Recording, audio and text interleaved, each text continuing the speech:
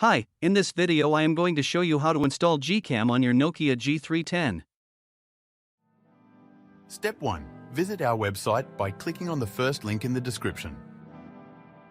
Step 2. On our website, go to the download section and download GCam APK file. Step 3. Go to video instruction section on our website. There you will find step-by-step guide on how to install that GCam APK.